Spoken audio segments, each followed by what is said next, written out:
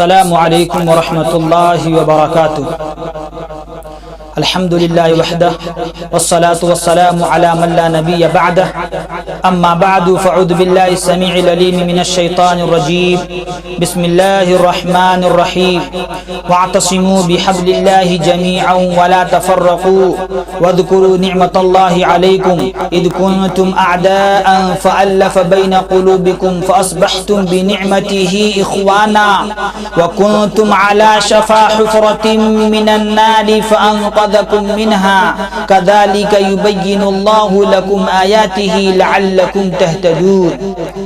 معزز سامعین اور ناظرین کرام، ہر قسم کی تعریف و توصیف اور حمد و ثناء صرف اس ذات کے لیے جو اپنی ذات اور صفات میں تنہا اور بے مثال ہے، جس کی الوہیت اور ربوبیت میں کوئی دوسرا شریک نہیں۔ معزز سامعین، میں آپ کی خدمت میں ایک اہم موضوع لے کر حاضر ہوا ہوں، اور وہ یہ ہے کہ مسلمانوں اپنے اندر اتحاد پیدا کرو، متحد ہو تو بدل ڈالو دنیا کا نظام، اور منتشر ہو تو مرو شور مچاتے کیوں ہو۔ معزز سامعین، قرآن شاہد ہے کہ روز اول سے ہی اللہ تبارک و تعالی نے مسلمانوں کو امامت کا مذہب سونپا ہے، اس لیے اللہ تبارک و تعالی نے مسلمانوں کو قرآن کریم عطا کیا۔ ان کے پاس قرآن کل بھی تھا اور آج بھی ہے، اس دولت میں کوئی کمی نہیں آئی ہے۔ ان مسلمانوں کی رگوں میں دوڑنے والے خون کی رنگت میں کوئی تبدیلی نہیں ہوئی ہے، لیکن افسوس ہوتا ہے کہ اس کے باوجود یہ منتشر کیوں ہو گئے ہیں، ان کو یہ احساس کیوں ہو گیا ہے کہ وہ کمزور ہے، ان کے جلال اور جمال میں کمی کیوں آ گئی ہے، ان کی آنکھوں کی چمک ماند کیوں پڑ گئی ہے، ان کے رخساروں کی تابندگی مایوسی کی سیاہی میں کیوں تبدیل ہو گئی ہے۔ آخر یہ مسلمان جو سربراہی کے لیے پیدا ہوئے تھے، اپنا سربراہ کیوں تلاش کرنے لگے ہیں؟ یہی مسلمان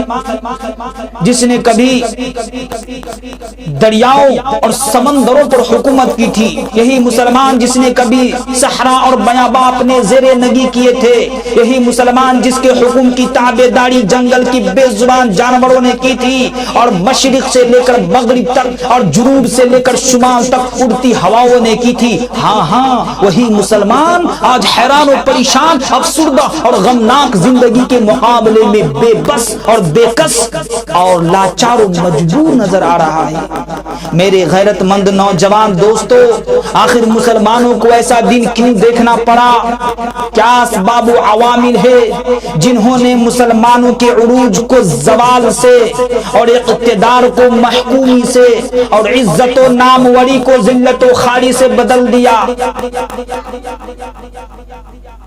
برادران ملت، نوجوان ساتھیوں، آج مسلمانوں کو اپنے اندر تبدیلی پیدا کرنے کی ضرورت ہے، اپنے آپ کو بدلنے کی ضرورت ہے، اتنا بدلنے کی ضرورت ہے کہ ہمارے ساتھ ہمارے حالات بدل جائیں، ہمارے ماحول بدل جائیں، ایک نئی زندگی ہو، نئی دنیا ہو، نئی فضا ہو، اور ایک نئی آب و ہوا ہو۔ اللہ کا فرمان ہے، ان اللہ لا یغیر ما بقوم حتی یغیر ما بانفسهم وَإِذَا أَرَادَ اللَّهُ بِقَوْمٍ سُوءًا فَلَا مَرَدَّ لَهُ وَمَا لَهُم مِّن دُونِهِ مِن وَالٍ۔ خدا نے آج تک اس قوم کی حالت نہیں بدلی، نہ ہو جس کو خیال آپ اپنی حالت کے بدلنے کا۔ بے شک اللہ تبارک و تعالی کسی قوم کی نعمتوں کو اس وقت تک نہیں چھینتا جب تک وہ اپنی نیکی اور اصلاح کی حالت کو برائی میں نہیں بدل لیتی، اور جب اللہ تبارک و تعالی کسی قوم کو عذاب دینے کا فیصلہ کر لیتا ہے تو ٹل نہیں سکتا، اور اللہ تبارک و تعالی کے علاوہ کوئی یار و مددگار نہیں۔ معزز سامعین کرام، آج مسلمانوں کو اپنی صفوں میں اتحاد پیدا کرنے کی ضرورت ہے، اختلافات کو مٹانے کی ضرورت ہے، آپسی بھید بھاؤ کو ختم کرنے کی ضرورت ہے، ایک دوسرے کے دکھ درد میں شریک ہونے کی ضرورت ہے، اور اس کے بعد اللہ رب العزت کی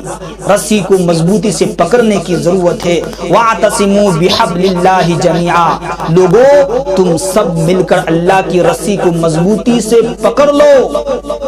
اور فرقوں میں مت بٹو،